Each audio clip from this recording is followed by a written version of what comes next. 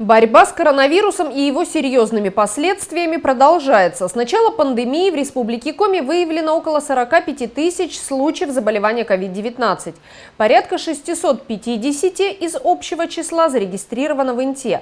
Большинство человек выздоровело, но многие переболевшие ковидом пациенты нуждаются в реабилитации.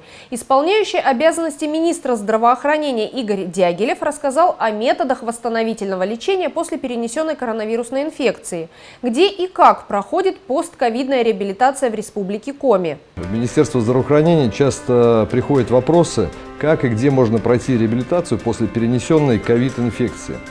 Прежде всего хочу сказать, что ковид протекает в разной форме. У кого-то совсем бессимптомно, у кого-то в легкой, средней, а у кого-то и в тяжелой форме. Порой наши пациенты находятся в реанимации. Так вот, реабилитационные мероприятия мы начинаем проводить уже непосредственно в стационаре. Это и дыхательная гимнастика, и другие виды физиотерапевтического лечения. А также, находясь в реанимации, уже наши специалисты проводят реабилитационные мероприятия, направленные на повышение мышечного тонуса и другие. После выписки из стационара первыми в республике реабилитационные наши мероприятия были запущены в Ухтинской физиотерапевтической поликлинике и в республиканском врачебно-физкультурном диспансере, который находится в городе Сыктывкар. Хочу сказать, что за весь период уже более 1000 пациентов прошли реабилитацию.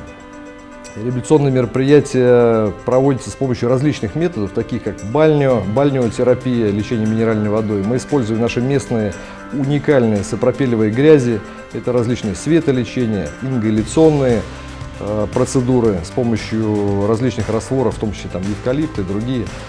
Можно использовать массаж, лечебную физкультуру.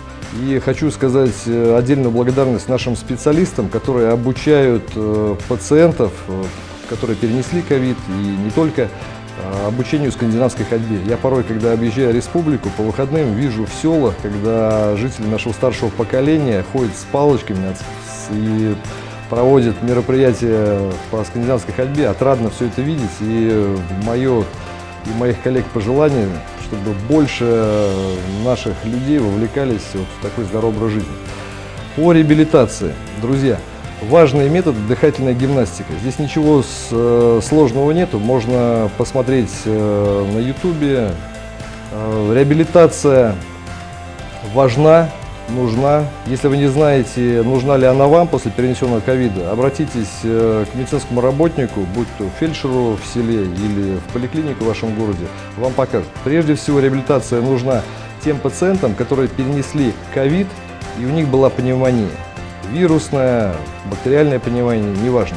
И тогда уже врач, фельдшер порекомендует мероприятие и подскажет, где можно ее пройти.